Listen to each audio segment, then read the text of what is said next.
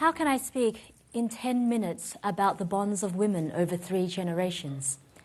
About how the astonishing strength of those bonds took hold in the life of a 4-year-old girl, huddled with her young sister, her mother and her grandmother, for 5 days and nights in a small boat in the China Sea more than 30 years ago. Bonds that took hold in the life of that small girl and never let go. That small girl now living in San Francisco and speaking to you today. This is not a finished story. It is a jigsaw puzzle still being put together. Let me tell you about some of the pieces. Imagine the first piece, a man burning his life's work. He is a poet, a playwright, a man whose whole life had been balanced on the single hope of his country's unity and freedom. Imagine him as the communists enter Saigon, confronting the fact that his life had been a complete waste. Words for so long, his friends now mocked him. He retreated into silence. He died broken by history. He is my grandfather. I never knew him in real life. But our lives are much more than our memories. My grandmother never let me forget his life. My duty was not to allow it to have been in vain, and my lesson was to learn that, yes, history tried to crush us, but we endured. The next piece of the jigsaw is of a boat in the early dawn, slipping silently out to sea. My mother Mai was 18 when her father died, already in an arranged marriage, already with 2 small girls. For her, life had distilled itself into one task: the escape of her family and a new life in Australia. It was inconceivable to her that she would not succeed. So after a 4-year saga that defies fiction, a boat slipped out to sea disguised as a fishing vessel. All the adults knew the risks. The greatest fear was of pirates, rape, and death. Like most adults on the boat, my mother carried a small bottle of poison. If we were captured, first my sister and I, then she and my grandmother would drink. My first memories are from the boat. The steady beat of the engine, the bow dipping into each wave, the vast and empty horizon. I don't remember the pirates who came many times but were bluffed by the bravado of the men on our boat, or the engine dying and failing to start for 6 hours. But I do remember the lights on the oil rig off the Malaysian coast, and the young man who collapsed and died, the journey's end too much for him. And the first apple I tasted, given to me by the men on the rig. No apple has ever tasted the same.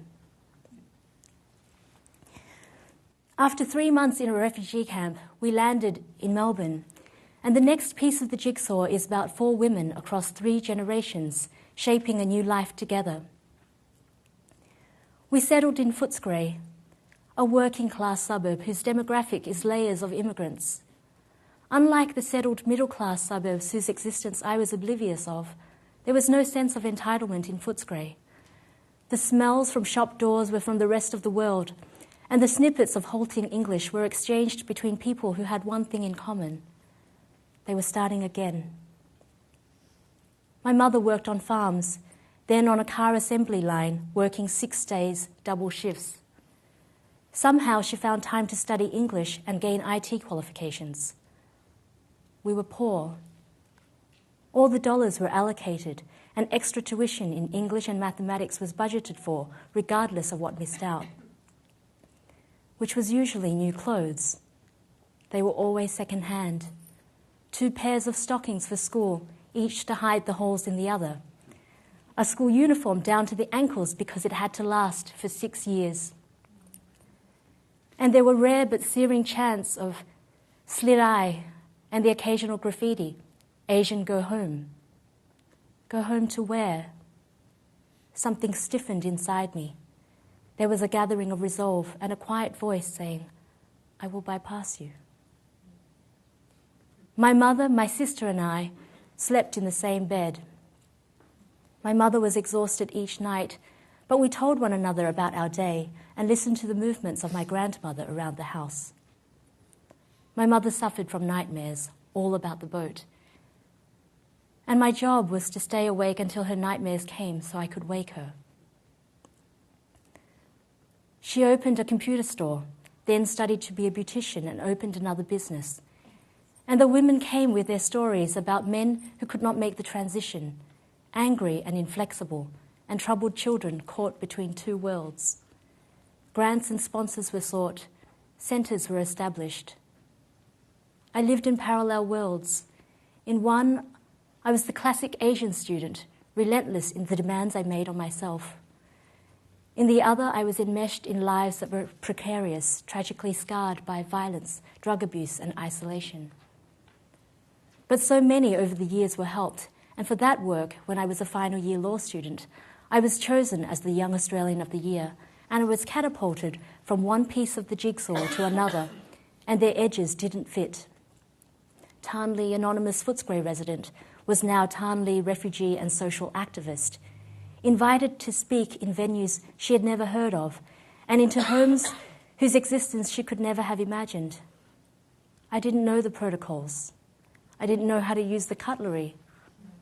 I didn't know how to talk about wine. I didn't know how to talk about anything. I wanted to retreat to the routines and comfort of life in an unsung suburb.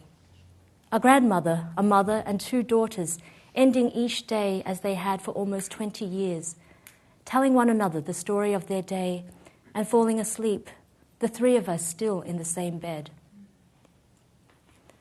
I told my mother I couldn't do it. She reminded me that I was now the same age she had been when we boarded the boat. No had never been an option. Just do it, she said, and don't be what you're not. So I spoke out on youth unemployment and education and the neglect of the marginalised and disenfranchised. And the more candidly I spoke, the more I was asked to speak. I met people from all walks of life, so many of them doing the thing they loved, living on the frontiers of possibility. And even though I finished my degree, I realised I could not settle into a career in law. There had to be another piece of the jigsaw. And I realised at the same time that it is okay to be an outsider, a recent arrival, new on the scene. And not just okay, but something to be thankful for, perhaps a gift from the boat. Because being an insider can so easily mean collapsing the horizons, can so easily mean accepting the presumptions of your province. I had stepped outside my comfort zone enough now to know that, yes, the world does fall apart, but not in the way that you fear. Possibilities that would not have been allowed were outrageously encouraged. There was an energy there, an implacable optimism, a strange mixture of humility and daring. So I followed my hunches. I gathered around me a small team of people for whom the label, "it can't be done," was an irresistible challenge. For a year we were penniless. At the end of each day I made a huge pot of soup which we all shared. We worked well into each night. Most of our ideas were crazy, but a few were brilliant, and we broke through. I made the decision to move to the US after only one trip. My hunches again. 3 months later, I had relocated, and the adventure has continued. Before I close, though, let me tell you about my grandmother. She grew up at a time when Confucianism was the social norm, and the local Mandarin was the person who mattered. Life hadn't changed for centuries.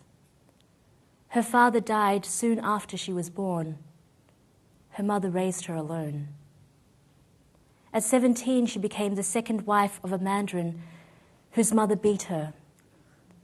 With no support from her husband, she caused a sensation by taking him to court and prosecuting her own case, and a far greater sensation when she won.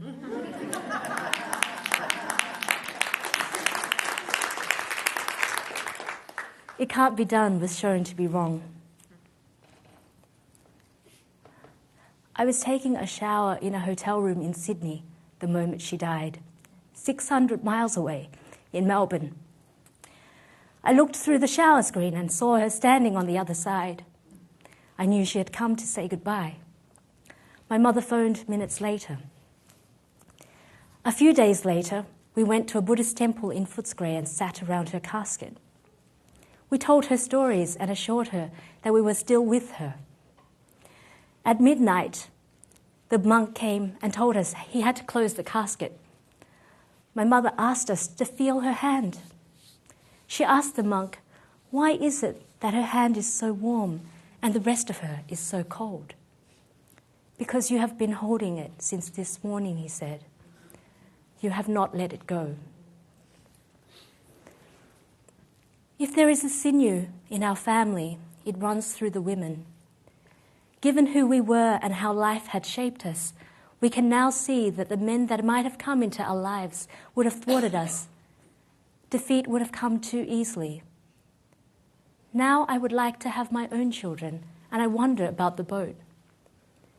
Who could ever wish it on their own? Yet I am afraid of privilege, of ease, of entitlement. Can I give them a bow in their lives, dipping bravely into each wave? The unperturbed and steady beat of the engine, the vast horizon that guarantees nothing. I don't know, but if I could give it and still see them safely through, I would.